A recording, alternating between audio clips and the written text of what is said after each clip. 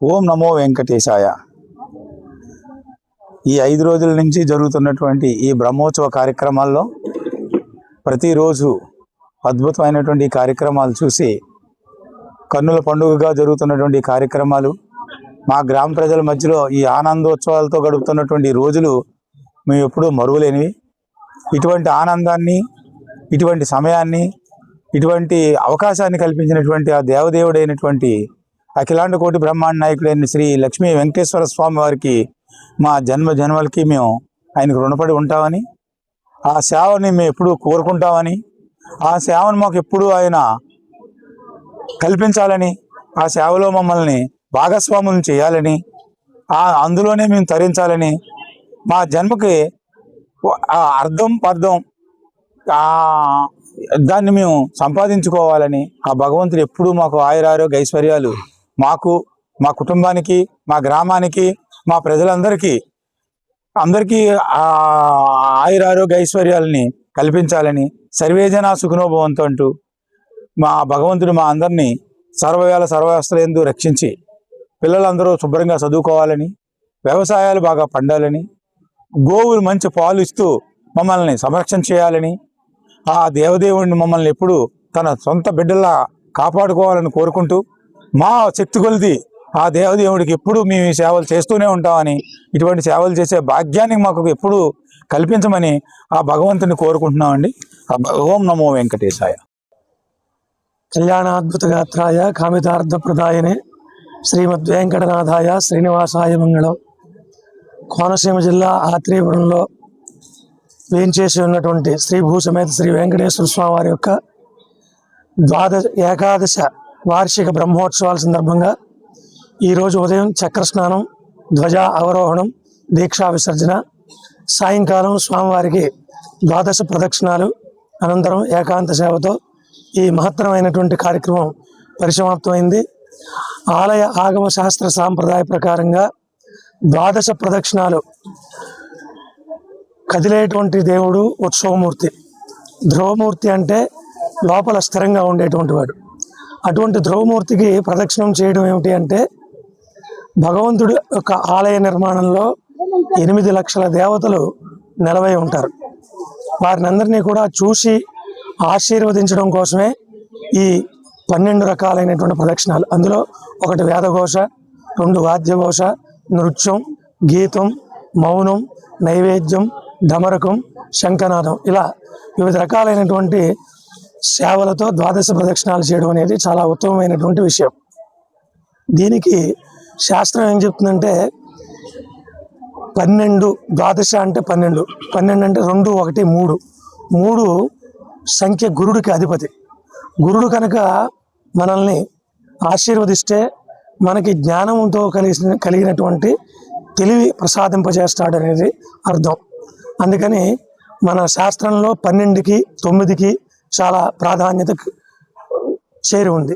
దాన్ని అనుకరించి ఆగమ శాస్త్ర ప్రకారంగా ఇవాళ ఈ 12 ప్రదక్షిణాల అనంతరం స్వామికి ఏకాంత సేవ, మరి ఏకాంత సేవలో పాల్గొన్నటువంటి భక్తులు, అలాగే ఈ రాత్రి ఆలయంలో నిద్ర చేసినటువంటి వారికి, సంతానం లేనటువంటి వారికి సంతానం కలగడం, అలాగే వివాహం కానిటువంటి వాళ్ళకి వివాహం కావడం కూడా జరగబడుతుంది.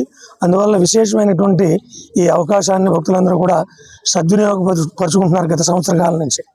ఇప్పుడు కూడా ఆ అవకాశాన్ని సద్వినియోగపరుచుకుని స్వామి ఆశీస్సులు పొంది భగవంతుడి యొక్క సేవలో పాల్గొనాలి అనేటువంటి కోరిక ఇక్కడ నిద్రపోవడం ద్వారా మరింత ప్రగాఢంగా నిల ఉంటుంది అనేటువంటి ఉద్దేశంతో ఈ ప్రక్రియ చేపడుతూ ఉంటారు.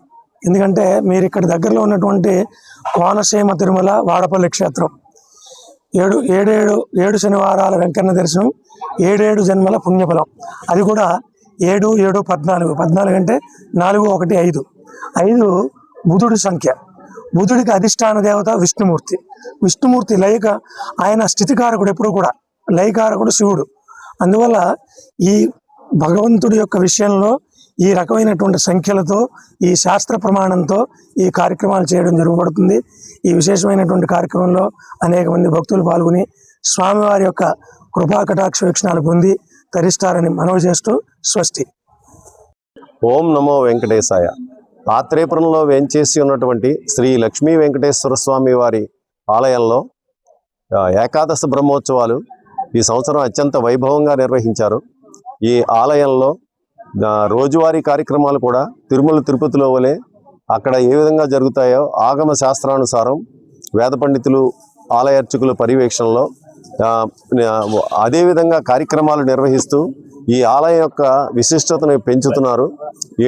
ఈ సంవత్సరం నిర్వహించినటువంటి ఏకాదశ వార్షిక బ్రహ్మోత్సవాలు అత్యంత అద్భుతంగా జరిగాయి. మొదటి రోజు ఉదయం నుంచి కూడా పూజా కార్యక్రమాల అనంతరం రాత్రి జరిగినటువంటి శేషవాహనోత్సవంలో ఎందరో భక్తులు మేళతాళాలు ఇవన్నీ బాణాసంచా కాల్పుల నడుమ ఈ ఆత్రేయపురం గ్రామంలో ఒక పండగ వాతావరణం నెలకొంది. అలాగే రెండో రోజు ఉత్సవాలలో భాగంగా స్వామివారికి అత్యంత వైభవంగా కళ్యాణోత్సవం నిర్వహించారు. ఈ కళ్యాణం కూడా నభూతో భవిష్యత్ అన్నట్టు పెద్ద ఆలయాలలో సైతం చెయ్యని విధంగా ఎంతో అద్భుతంగా ఇక్కడ కళ్యాణోత్సవం నిర్వహించి ప్రతి కార్యక్రమం కూడా తూచా తప్పకుండా ఆగమ శాస్త్రానుసారం నిర్వహిస్తున్నారు. ఆ రోజు రెండో రోజు కూడా కళ్యాణం జరిగి హనుమద్ వాహనంపై స్వామివారి రాత్రి స్వామివారి గ్రామోత్సవం కూడా అత్యంత వైభవంగా జరిగింది. అలాగే మూడో రోజు స్వామివారికి అభిషేకాలు, ప్రత్యేక పూజలు నిర్వహించారు. పూజల అనంతరం రాత్రి సింహవాహనంపై స్వామివారిని గ్రామంలో వైభవంగా ఊరేగించి పెద్ద సంఖ్యలో మహిళలు, భక్తులు కోలాహలంతో ఈ ఉత్సవాలు నిర్వహించారు. అలాగే నాలుగో రోజు కూడా ఉదయం నుంచి పూజా కార్యక్రమాల్లో వేలాది మంది భక్తులు, మహిళలు, ప్రజలు పాల్గొని తీర్థప్రసాదాలు స్వీకరించారు. నాలుగో రోజు రాత్రి గరుడ వాహనంపై స్వామివారిని గ్రామంలో మేళతాళాలు, బ్యాండ్ వాయిద్యాల నడుమ బాణాసంచా కాలుస్తూ పెద్ద సంఖ్యలో వెంట రాగా అత్యంత అద్భుతంగా గ్రామోత్సవం నిర్వహించారు. లాస్ట్ ఐదో రోజు కూడా ఉదయం నుంచి ప్రత్యేక పూజలు తర్వాత స్వామివారి చక్రతీర్థ స్నానం గౌతమి గోదావరికి సంబంధించినటువంటి బ్యాంకు కాలువలో పెద్ద సంఖ్యలో మహిళలు, భక్తులతో కూడి వైభవంగా చక్రస్నానం నిర్వహించారు.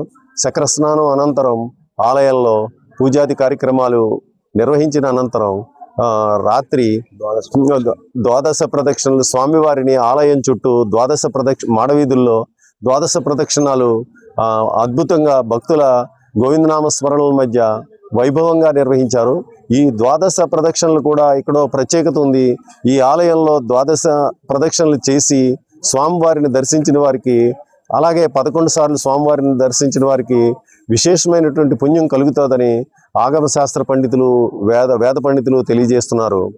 ఆ విధంగా ఉత్సవాలు నిర్వహించిన అనంతరం ఐదో రోజు స్వామివారి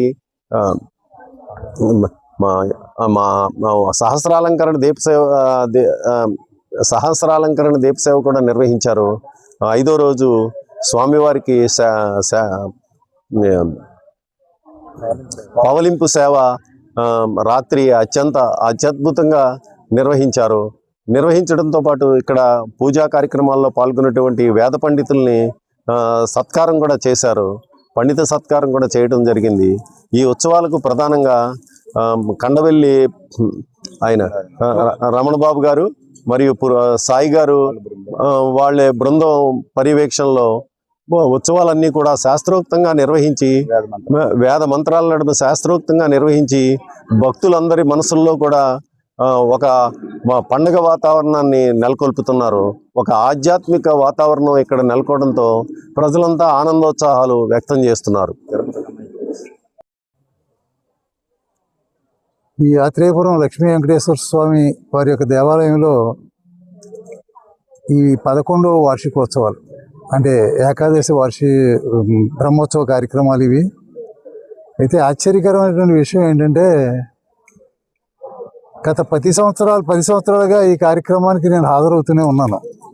కానీ ఏంటంటే ఒక సంవత్సరంలో కనిపించినటువంటి ఒక కొత్తదనం, ఎప్పటికప్పుడే ఒక నూతనమైనటువంటి అంశం. అంటే గతంలో మనం ఊహించినటువంటిది ఇక్కడ కనిపిస్తూ ఉంది. దానికి ఏంటంటే మరి ఈ ఆలయ నిర్వాహకులైనటువంటి పాతపాటి సోదరులు, అందున ముఖ్యంగా మన మూడో వారైనటువంటి వెంకట సత్యనారాయణరాజు గారు, రమణ గారు అంటాము. అంటే ఎప్పటికప్పుడు వినూత్నంగా ఆలోచిస్తూ ఈ సంవత్సరం ఎలా చేశాం కదా, మరుసటి సంవత్సరం ఏం చేయాలి, ఒక కొత్తదనాన్ని ఏది మనకి పరిచయం చేయాలి అనేది ఈ గ్రామస్తులందరికీ కూడా ప్రతి సంవత్సరం కూడా ఒక నూతన అనుభూతులతోటే సంతోషంగా ఈ కార్యక్రమాలను తిలకించి వెళ్ళటం జరుగుతుంది. అందులో ఈ సంవత్సరం మరి ఆయన ఈ కార్యక్రమాలకి ఈ బ్రాహ్మణులకు సంబంధించినటువంటి కార్యక్రమాలకి కోసమే కాకుండా పిల్లల భరతనాట్యాలు, స్థానికంగా ఉన్నటువంటి పిల్లలే కాకుండా రావులపాలెం నుంచి కూడా వచ్చి పిల్లలు భరతనాట్య ప్రదర్శన చేశారు.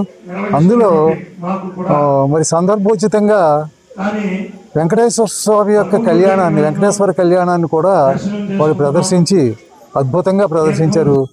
ఆ పిల్లలను కూడా ఆయన ఎంకరేజ్ చేస్తూ వాళ్ళందరికీ కూడా ఆయన జ్ఞాపికలు ఇచ్చి పంపించి, అంటే ఆ పిల్లలను కూడా ప్రోత్సహించాలి అనేటటువంటి సదుద్దేశంతో ఇన్ని కార్యక్రమాలని నిర్వర్తిస్తున్నారు. అంచేత వారికి ఆ భగవంతుడు సర్వదా ఆయనకి అనుకూలించాలని, ఆయన